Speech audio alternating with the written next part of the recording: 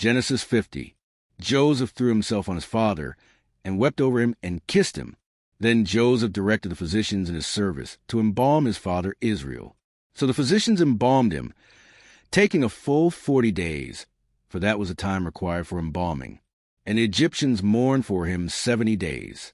When the days of mourning had passed, Joseph said to Pharaoh's court, "If I have found favor in your eyes, speak to Pharaoh for me. Tell him, my father made me swear an oath and said, 'I am about to die. Bury me in the tomb I dug for myself in the land of Canaan. Now let me go up and bury my father, then I will return.'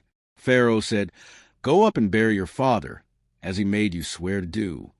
So Joseph went up to bury his father. All Pharaoh's officials accompanied him, the dignitaries of his court, and all the dignitaries of Egypt, besides all the members of Joseph's household and his brothers and those belonging to his father's household. Only their children and their flocks and herds were left in Goshen. Chariots and horsemen also went up with him. It was a very large company. When they reached the threshing floor of Atad near the Jordan, they lamented loudly and bitterly. And there Joseph observed a 7-day period of mourning for his father. When the Canaanites who lived there saw the mourning at the threshing floor of Atad, they said, 'The Egyptians are holding a solemn ceremony of mourning.' That is why that place near the Jordan is called Abel Mizraim. So Jacob's sons did as he had commanded them. They carried him to the land of Canaan, and buried him in the cave in the field of Machpelah, near Mamre, which Abraham had bought along with the field as a burial place from Ephron the Hittite. After burying his father, Joseph returned to Egypt, together with his brothers and all the others who had gone with him to bury his father. Joseph reassures his brothers. When Joseph's brothers saw that their father was dead, they said, 'What if Joseph holds a grudge against us and pays us back for all the wrongs we did to him?' So they sent word to Joseph, saying, 'Your father left these instructions before he died. This is what you are to say to Joseph.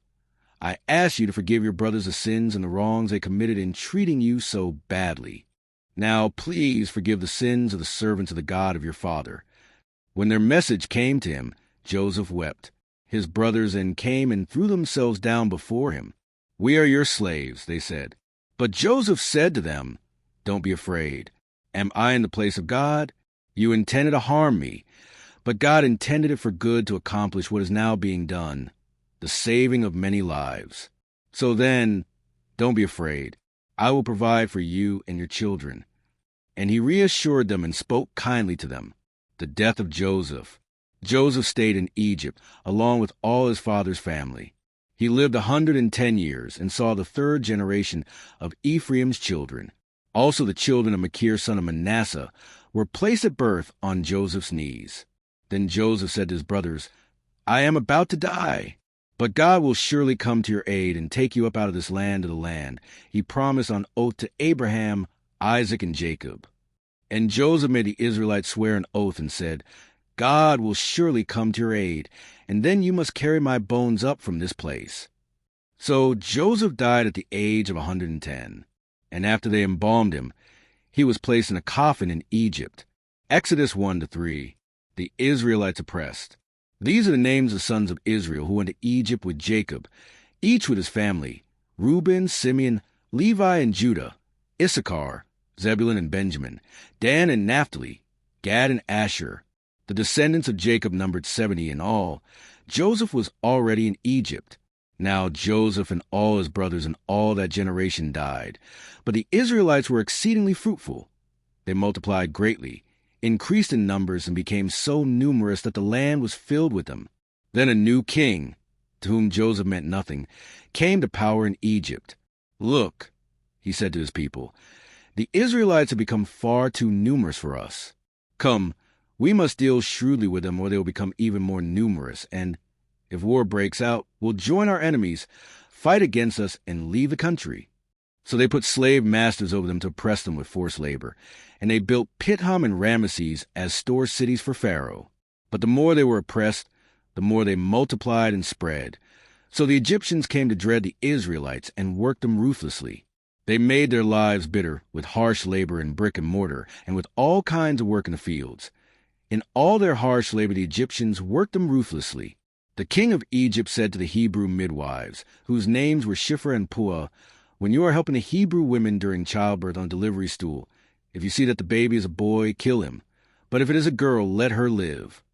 The midwives, however, feared God and did not do what the king of Egypt had told them to do. They let the boys live. Then the king of Egypt summoned the midwives and asked them, "Why have you done this? Why have you let the boys live?" The midwives answered Pharaoh, "Hebrew women are not like Egyptian women. They are vigorous and give birth before the midwives arrive." So God was kind to the midwives, and the people increased and became even more numerous. And because the midwives feared God, he gave them families of their own. Then Pharaoh gave this order to all his people: "Every Hebrew boy that is born you must throw into the Nile, but let every girl live." The birth of Moses. Now a man of the tribe of Levi married a Levite woman, and she became pregnant and gave birth to a son. When she saw that he was a fine child, she hid him for 3 months. But when she could hide him no longer, she got a papyrus basket for him and coated it with tar and pitch. Then she placed the child in it and put it among the reeds along the bank of the Nile. His sister stood at a distance to see what would happen to him. Then Pharaoh's daughter went down to the Nile to bathe, and her attendants were walking along the riverbank.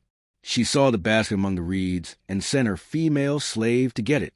She opened it and saw the baby. He was crying, and she felt sorry for him. "This is one of the Hebrew babies," she said. Then his sister asked Pharaoh's daughter, "Shall I go and get one of the Hebrew women to nurse the baby for you?" "Yes, go," she answered. So the girl went and got the baby's mother. Pharaoh's daughter said to her, "Take this baby and nurse him for me, and I will pay you." So the woman took the baby and nursed him. When the child grew older, she took him to Pharaoh's daughter, and he became her son. She named him Moses, saying, "I drew him out of the water." Moses flees to Midian. One day, after Moses had grown up, he went out to where his own people were and watched them at their hard labor. He saw an Egyptian beating a Hebrew, one of his own people. Looking this way and that, and seeing no one, he killed the Egyptian and hid him in the sand. The next day he went out and saw 2 Hebrews fighting. He asked the one in the wrong, "Why are you hitting your fellow Hebrew?" The man said, "Who made you ruler and judge over us? Are you thinking of killing me as you killed the Egyptian?" Then Moses was afraid and thought, "What I did must have become known."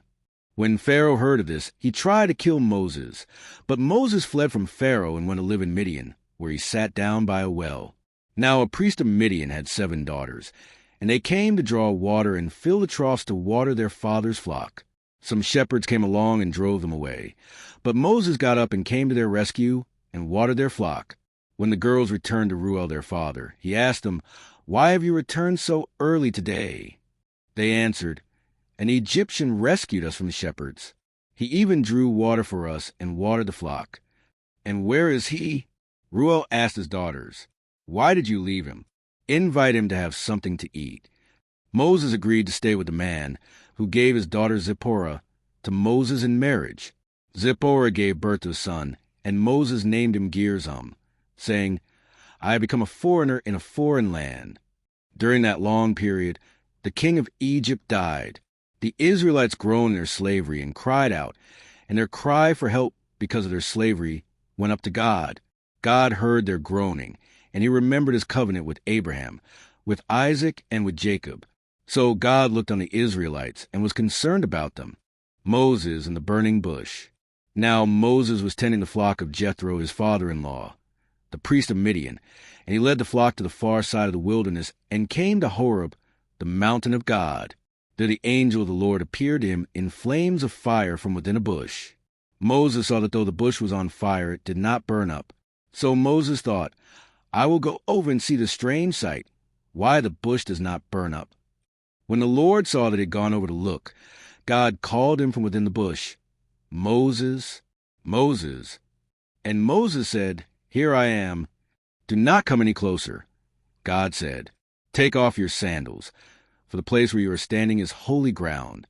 Then he said, "I am the God of your father, the God of Abraham, the God of Isaac, and the God of Jacob." At this, Moses hid his face, because he was afraid to look at God. The Lord said, "I have indeed seen the misery of my people in Egypt. I have heard them crying out because of their slave drivers, and I am concerned about their suffering. So I have come down to rescue them from the hand of the Egyptians, and to bring them up out of that land into a good and spacious land, a land flowing with milk and honey, the home of the Canaanites, Hittites, Amorites, Perizzites, Hivites, and Jebusites. And now the cry of the Israelites has reached me, and I have seen the way the Egyptians are oppressing them. So now go, I am sending you to Pharaoh to bring my people the Israelites out of Egypt. But Moses said to God, Who am I that I should go to Pharaoh and bring the Israelites out of Egypt? And God said, I will be with you, and this will be the sign to you that it is I who have sent you. When you brought the people out of Egypt, you will worship God on this mountain. Moses said to God, Suppose I go to the Israelites and say to them, The God of your fathers has sent me to you. And they ask me, What is his name? Then what shall I tell them? God said to Moses, I am who I am. This is what you are to say to the Israelites. I am has sent me to you. God also said to Moses, Say to the Israelites, The Lord, the God of your fathers, the God of Abraham, the God of Isaac, and the God of Jacob, has sent me to you. This is my name forever. The name you shall call me, from generation to generation. Go, assemble the elders of Israel, and say to them, The Lord, the God of your fathers, the God of Abraham, Isaac, and Jacob, appeared to me and said, I have watched over you and have seen what has been done to you in Egypt. And I have promised to bring you up out of your misery in Egypt into the land of the Canaanites, Hittites, Amorites, Perizzites, Hivites, and Jebusites, a land flowing with milk and honey. The elders of Israel will listen to you.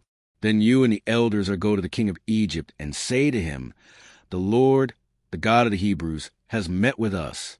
Let us take a 3-day journey into the wilderness to offer sacrifices to the Lord our God. But I know that the king of Egypt will not let you go unless a mighty hand compels him. So I will stretch out my hand and strike the Egyptians with all the wonders that I will perform among them. After that, he will let you go, and I will make the Egyptians favorably disposed toward this people, so that when you leave you will not go empty-handed. Every woman is to ask her neighbor and any woman living in her house for articles of silver and gold and for clothing, which you will put on your sons and daughters. And so you will plunder the Egyptians.